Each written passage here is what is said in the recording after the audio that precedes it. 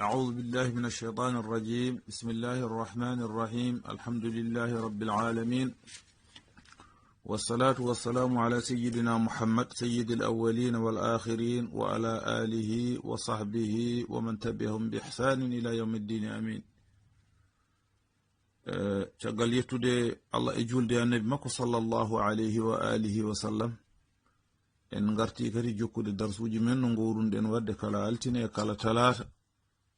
e yettirde ɗum Allah e wallodirde e julɓe ko fate e diine mumen. En calmini dendangal julɓe jogorɓe hettade ɗeɗo jewte e yeeso humgo. En calmini kadi jeyaɓe hono notortoɓe inde ɓoggol enɗam l'islam e yeeso heeringo suudu goo e suudu ɗiɗi e suudu tati fof. Ha joni gonnoɗen koye ha feere juulu ko ɗum puɗɗitiɗen e muɗum. Juulu noon julɗo diine mum sellata so wona juulu ngu sella. Juulu ngu kadi sellata so wona ganduɗa juulu ngu no juulirte. Ganda no juulirte, ganda ko woni hen sunna, ganda ko woni hen farilla e ko manduɓe e ko mustahabu ene julde nde so taƴi ko jokkorte. ɗum ene jeeya e geɗe ɓurɗe himmude julɗo andude ɗum, tawde ko ɗum woni hoore jawdi ma. So tawi juulu ngu selli, diine o selli. So juulu ngu sellani, ko heddi ko namdetake. Juulu noon fuɗɗorto ko habbirandu. Habbirandu ko Allahu akbar non wiyete, taw a fooɗani ha ɓurta. Sa farnima a fooɗi tan a bonni. Wiide Allahu akbar no arwaniru ndu fooɗetake no fewi. A wiyat tan Allahu akbar. Sa wi Allahu akbar ɗum woni a naati juulu. Ndun naatirdu juulu noon yimɓeɓe ene kaani findinede hen, sabu yimɓe hewɓe so daɗama e juulu kewani addude ndu, kewi arde tan ko jokko e julde. Arde tan jokkoɗa e julde noon, taw a addani habbirandu harminirdu ndu, ɗum ne wayno a naatani julde ndeni. Te habbirandu harminirdu ndu ko ndu farilla, so tawi a addani ndu tan a ala julde. ɗum woni kala nde garɗa e juulu, jinmi ko findinde yimɓeɓe, tawde wona an goto juulata, wona an woni kadi almami ka jokkotoɗo e almami, no tawruɗa yimɓe ɓe fof daro kabbira habbirandu harminirdu ndu. Kala no tawruɗaɓe e jamahe, sa taw eɓe dari suud juuɗe ma ha sawdo noppi ma mbiya Allahu akbar, a naati juulu jokkoɗa e mabɓe. Sa taw eɓe nangue koppi, daro mbiya Allahu akbar, na mbiyita Allahu akbar kadi nanga e koppi, sabu ndu nangirta e koppi ndu e ndu darortoɗa aɗa naata e juulu ngu wona gotum. Sa taw eɓe cujji wi Allahu akbar, naata juulu ngu jokkoɗa taw. Sa naati juulu telloyɗa less, mbiya Allahu akbar joɗoɗa e mabɓe. So tawi a tawi eɓe cujji, daro mbiya Allahu akbar, a naati juulu ngu, paya leydi mbiya Allahu akbar. Ɗum woni habbirandu joɗordu ndu, ɗum woni sara ummo yo yobde ko joɓata ko a habbirtagol ngol. Allahu akbar noon habbirandu ndu ko ndu harminirdu, ko ndu farilla e nder juulu, sabu nelaɗo sallallahu alayhi wa sallam wi ɗum woni cokkirgal juulu ngu. Sabu so neɗɗo habbirani ndu tan kabbiraɗi nana e juulu, fodde 94 habbirandu nana e juulu. Juulu fof ene woodi ko Allah waɗi e muɗum kabbirani. Faradallahu ta'ala as-salata ala ibadihi al-muslimin. Allah farlini juulu e jiyaɓe Allah julɓe. Faradallahu ta'ala as-salata ala ibadihi al-muslimin. Allah farlini juulu e jiyaɓe makko julɓe ɓe. Wa kaffala nabiyahu sallallahu alayhi wa sallam bi ta'limi al-muslimina kayfiyata ada'i as-salati. O ƴetti ɗum noon projet o watte juuɗe annabi sallallahu alayhi wa sallam, yo jangini yimɓe holno juulirta. ɗum waɗi juulu fof ɓuri sellude ko ñembangu juulu annabi sallallahu alayhi wa sallam, sabu ko kanko woni professeur, kanko janginte en hono no juulirte, ko kanko kadi ñembete e juulu he hono no ñembiri jibrilu kanum ne janginimo no juulirte. Wa tawdihi arkaniha, e feññinande yimɓe holko woni jogdi juulu, yani farillaji juulu, wa sunaniha o andina en kadi holko woni sunnaji ɗi. wa ma yajuzu tarkuhu njuulu ene jogii ko sellata ngoppa julde nde tawa bonani. wa ma la yajuzu tarkuhu fiha ene joge njuulu noon ko woppetaake sa woppi ɗum tan julde ma boni. wa qad istamalat kullu salatin ala adadin min at-takbirat al-muhaddada. njuulu fof ne waɗi kabbiraali jottaɗi noɗi poti bi mawaqi'i muayyana e nokkuji toɗɗaɗi ko e majji kabbirta wona ɗo belaɗa fof kabbira min as-salati wa bi a'dadi muhaddada. kabbiraali ɗi kadi ko limaɗi julde fof ne jogii kabbiraali mum no foti. wa qad qama an-nabiy sallallahu alayhi wa sallam al-karim bi tawdihi kulli ma dhalika li sahabatihi. ɗum ɗo fof annabi sallallahu alayhi wa sallam o feññinani ɗum o ɓanginani ɗum sahabaɓe makko wa ammatal muslimina e julɓe fof kay la yahtalifu fi salatihim yalla eɓe mbasa lurdude e julde maɓɓe. njuulu hana wadde luural. wa ibadatihim lillahi ta'ala e dewal maɓɓe Allah ɓe ndewra Allah no annabi sallallahu alayhi wa sallam rewrannoni. hunde nde ganduɗa omo waɗa ɗum laabi 5 e nyalawma te laabi 5 ɗi fof o waddata koye maɓɓe kamɓe sahaba en. ɗum kay wona hunde suuɗinde hani wonde ko hunde feñje nde ganduɗa luuraka sinno o suuɗoto o waɗa walla saha omo waɗa saha o watta yimɓe ɓe mbiya a mataw ko ni o waɗirta walla ko ni waɗirta.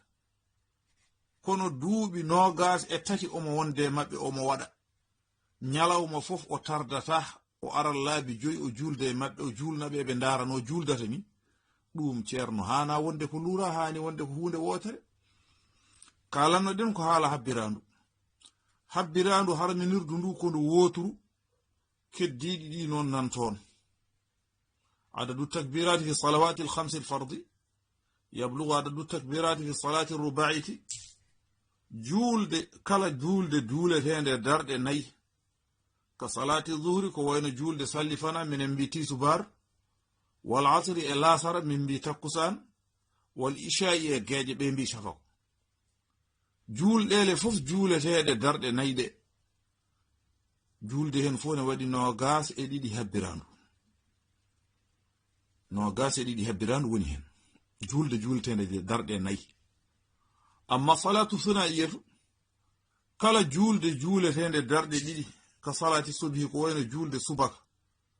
fa yablugu adadu takbirati fiha 11 takbira. julde darɗe 2 ko wayno julde subaka ko nde wotere tan ko 11 habbirandu wone julde subaka. 11 habbirandu ko ɗum wone julde subaka. wa 17 takbira huwa adadu takbirati fi salati thulathiyati. julde juuletende darɗe 3 ko wayno futuro ko 17 habbirandu wone julde futuro. ɗum ɗo joni so julɗo tinnima seeɗa tan ene weeɓi rende sa namdama ɗum walla malikaji namdimama aɗa wawi haalde. so bande en namdimama taw ɗemgal kalatangal ko ɗum haalete aɗa wawi haalde. julde fo juuletende darɗe 4 ko kabbirali 22 waɗi. julde fo juuletende darɗe 3 ko 17 habbirandu waɗi. julde fo juuletende darɗe 2 ko 11 habbirandu waɗi. ɗum ɗo kay e pular ne weeɗi sernude. sa rendini ɗe kanje fo noon kanje julɗele ɗe fof hawra 94 habbirandu ko ɗum woni e julɗele ɗe Allah farli e men ɗe. habbirandu hukmu takbirati fi salawati al-khams. ɗiɗo kabbiraɗi kaalaɗi ñawore majji holko woni kiite majji. jami'u takbiratu fi salawati al-khams sunnatun ma ada takbirati al-ihram. kanji fo ko ɗi sunna. kala habbirandu ko sunna so wona natirdu ndu. habbirandu natirdu fuɗɗoru ndu ndun ko ndu farilla sa woppindu walla a bonnindu tan julde ma boni. ndun ko ndu wajib. ndu woppetaki ndu bonnetaki ndu wayletaki. wiyete ko Allahu akbar tawa foɗani ha ɓurti no mbiruɗen jonni. wiyetake Allahu karim, wiyetake Allahu azim, wiyetake Allahu moƴƴo, haaletake ɗemgal gongal. haalete hen tan ko arab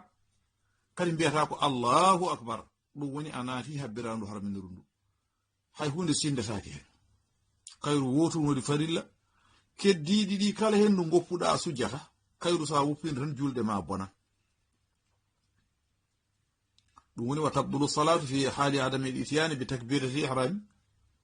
julde ma bona ene bona sa addani hebbiran harbi ɗum woni no mbirun den nane misalo neddo ara naata e jama tawa yimbe ne juula tan tawa addani hebbiran harbi nurdu Allahu akbar tan nangay koppi walla Allahu akbar tan joodo walla Allahu akbar tan sujjoya ala ko ɗiɗi mbimi on naatirdu ndu ko habbirandu harminirdu jokkordu ndu ko bange kala kada wada yo taw a darima kadi wal qiyamu laha kadi fardu kayru a habbirtandu ada joodi a habbirtandu ada turi kabbirtandu tan ko ada dari ɗum waɗi ɗo tawɗa yimɓe ne njuula fof no tawruɗaɓe fof an daro gaddandu sabu addudendu nde ko farilla darade nde kadi ko farilla a habbirtandu aɗa jooɗi a habbirtandu aɗa turi a yiyat woni yimɓe to mbiya Allahu akbar tan nanga e koppi walla nanga e koppi mbiya Allahu akbar wona noon kayru a darato gadda noon rewure e mayru jokkordu ndu kabbiraɗi kabbi keddiɗi sa woppiɗi ɗin hay hunde ala hen ko ɗum sunnaji ɗi gona tengtuɗi ko ɓuri hewde ende aglabil madahibi ko ɓuri hewde madhabuji ɗi komin jaari madhabuji islam ɗi tarku takbirati sunnati fi kulli salatin woppude kala habbirandu sunna kay ndu goppuɗa e julde hay hunde bonnata e juuluma teyde ɗum nonne aña wa min al mustahabi al ityanu bi kullin minha kanji fo adduɗi ma maddiha ila hini dukhuli fi rukni alladhi yaliha habbirandu fo kadi fooɗete kayru naatirdu ndu tan woni ko fooɗetaki ndun kay ko Allahu akbar tan mbiyata kono saɗa fayi koppi a fooɗata ha nanga e koppi sa immima dowɗo nder ɗo a fooɗata ha tinde ma mema leydi saɗa ummo aɗa jotto a fooɗata ha jottoɗa so tawi mana aɗa ummo aɗa dartoyo dow a fooɗata ha dartotoɗa hen dow so wona noon jonde hakkundere nde saɗa jooɗoɗo hakkunde ɗo a ummoto ha daroɗa cot mbiya Allahu akbar wona ndun habbirandu hakkunde ndu so futuro wonno ko ma daroɗa ha poccoɗa ne mbiya Allahu akbar so sallifana wonno ko ma daroɗa hakkunderu ndu kay ɗo hakkunde ɗo keddiɗi ɗi fof a yadate majji sabu sa jangi fati e simore a gayni tan a wiyat Allahu akbar ha nangu a koppi nde puɗɗa deƴƴude paya e sobi hinde saɗa ummi to mbiya sami Allahu liman hamida ha poccoyɗa konngol ngol taƴoyta ko ma daroɗa poccoɗa sa darima a foccima hakko caggal nde nanguɗa e koppi nde saɗa fayi leydi Allahu akbar jaada e Allahu akbar o a deƴƴatamo ha tinde ma mema leydi so tinde leydi rewnete nangu subhana rabbiyal ala subhana rabbiyal ala subhana rabbiyal ala walla mbiya subhana rabbiyal ala wa bihamdihi walla ndu waɗa ko duweteɗon ko noon juulirte naam habbirandu harminirdu ndu jiiɗa ndu yukabbiru lmusalli takbirata al ihrami marra wahida ko lawol gotol ndu habbirte enda bidayati kulli salatin kala juulde ɗo julde nde fuɗɗeteɗo ko ɗon kabbirtandu sawa'un kanan min salawati lfardi aw min salawati nawafili foti juulata ko julde farilla walla ko julde nafila wa min as-sunnati an yati al-imam bi takbirati al-ihrami jahran ene jeeya e sunna annabi sallallahu alayhi wa sallama tawdi en kaalino fuɗɗode kanko janginta en juulungu kanko ñembeten a feññinandu an almami o Allahu akbar ha yimɓe fo nana ko yimɓe ɓe nantinta ko kadi ɗum wona sunna annabi ko ɗum fuɗɗa so tawi noon yimɓe ne keewi a nanata ko almami o haalata ko waɗe micro walla ala ɗum wooda nantinɗo ɗum baasi ala hen wa amma yimɓe darata tan alma Allahu akbar rabbana walakal hamdu ɗum ɗo fo wona sunna ko eɗen mbaɗa ɗum tan ɓuri moƴƴude ko almami yo feññinan hoore mum yimɓe nana Allahu akbar sami Allahu liman hamida Allahu akbar assalamu aleykum yimɓe nana ɗum ɓuri moƴƴude almami woto ñoofo ko noon tawdi annabi sallallahu alayhi wa sallam an almami o ko kanko ñembata ko ni de o waddanno e sahabaɓe makko kanko woni ceerno meɗen ɗum waɗi jaharan an almami o a feññinan kabbiral ɗi ha yimɓe nana woni hen noon a yahat ha almami ne ŋuuña walla almami ne ngurmo tawa ene mera ko yimɓe nanata ɓe nangay koppuɗe mbasa nangude ɓe ƴeewe almami celluɗo bawɗo julnude yimɓe ɗum ɗon waɗirte wa dhalika hatta yata makkanal musallina min sama'iha mbele juuloɓe caggal almami o ene nana ko habbirta ko kono so woni almami so habbiri yimɓe nanata so almami wi sami allahu liman hamidahu yimɓe nanata so almami wi assalamu aleykum yimɓe nanata ɗum yimɓe ne mbawi jiiɓade hen walla woni almameɓe sene janga yimɓe nanata daande mum ko jangata ko annabi sallallahu alayhi wa sallam e sahabaɓe mum soɓe julna sa ari sellato to bowal to aɗa nana daade maɓɓe soɓe calmini aɗa nana daade maɓɓe zikru anas ibnu malik oy gandirtumi ɓe gayni julde ɓe cilmini fof komi nana daade maɓɓe ɓe zikra te soɓe zikra soɓe gayni julde ɓe janganno ko duwawno wi allahumma anta salam oy gandirtumi ɓe cilmini fof mi nana daade maɓɓe aha amma fi sha'nil maddi fala yustahabbu habbiraɗo harminirdu en kaalino joni yiɗaka neɗɗo fodda ɗum almaddu takbiratul ihram ala wa yufaddalu lafduha mudarrajatan tan wa musarra'atan ko tadrij neɗɗo tan ko hakkunde yo hakkindo tan e kadi yo jomum yacco hen tawa so tawi maana wi allahu akbar tan yimɓe ɓe fof maana ene nana ɗum waɗi njuulu ko hunde nafoore njuulu woni l'islam so njuulu ala e l'islam njuulu ala njuulu ngu kadi ɓuri moƴƴude so tawi yimɓe ne njuula e jama e misida ko yo ngar ndooma yoɓe ndooma juulde doomete ayno lahal walla ñiiri tenkirte hono doomirte ni njuulu ɓuri moƴƴude ko mbasa jokkade jeeya e tawaɓe habbiraɗu harminde ɗum sabu doom dendu nde ne waɗi ɓural nanirama abi hurairata radiyallahu anhu nelaɗo allah sallallahu alayhi wa sallam wi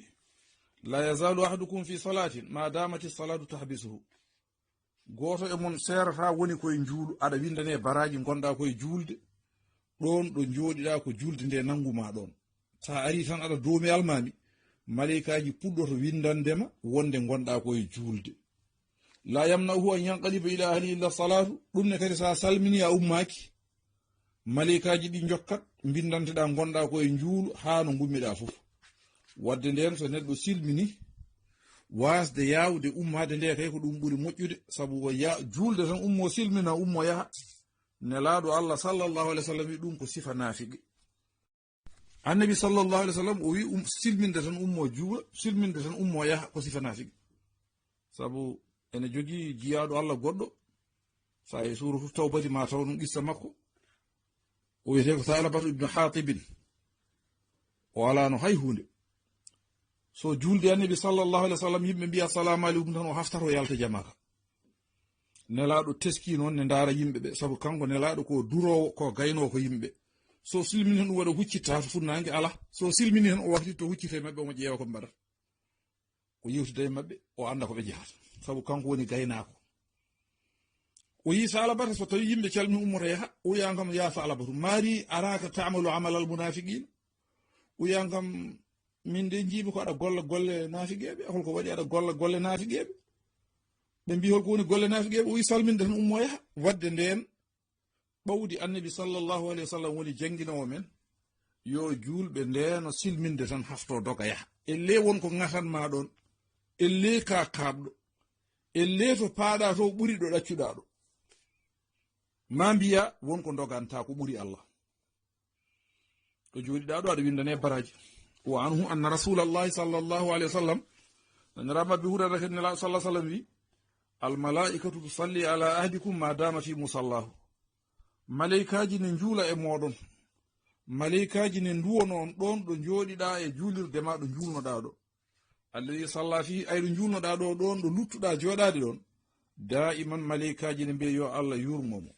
allahumma agfir lahu warhamhu allah yurmo oɗo jiyaɗo allah allah yaafo oɗo jiyaɗo allah te duwaw malaikaji ruttetake malam yuhdis ɗon ɗo sallige ma bonani so sallige ma boni noon ɓe deƴƴat taqulu allahumma agfir lahu warhamhu habri hadis o ko boukhari wadde nden arde ndoma julde ɓuri moƴƴude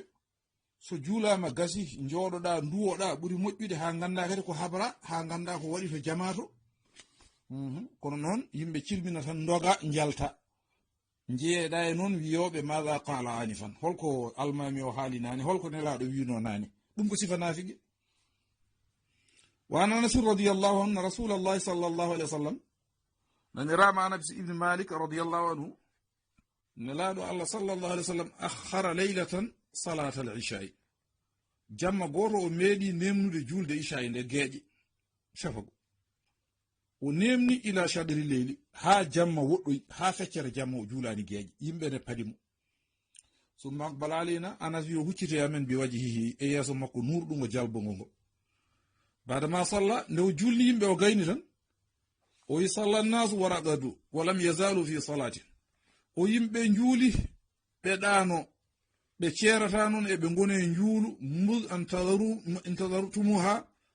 on ceerata gonɗon koye juulde gila nde ndomɗon mi oɗon jooɗi ɗo ha feccere jamma mi muride komi kemsiɗo minen mbiyata mi tawi tan ko min tan wela nemni julde nde beele oɗon jooɗo ndomon ɗo jooɗi ɗon oɗon ndomi ɗo gonɗon koye windanede baraji gonɗon koye julde ɗum noon so hawre naafiqeɓe hewɓe so ɗum waɗama tan a yiyat jomumen ne cipto ne caɓɓito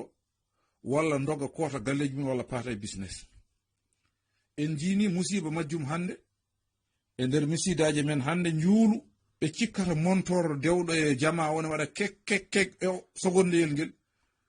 yoga e yimɓe cikkata ko ɗum woni juulu ngu walla ko ɗum woni waktu o ɗiɗo montoruji ɗi ɓeydanani yimɓe so wona kata ɗi gaddat hareji e jamaji ñande fof so montoro waɗi kek woni 0 minute tan a yiyat yimɓe naata fiti laawo gona e dugde juulen wayi juulen tan haɓe ɗeɓe sippirde e nder jama he ɗum fof koye sérémelleji naafigagal jeeya ɗum waɗi hande kadi en darnat ɗo darsu o ha janggo so allah luɓori en wonki jokken aqulu qawli hadha wa astaghfirullaha li wa lakum wa li sa'iril muslimin alhamdulillahi rabbil alamin assalamu aleykum wa rahmatullah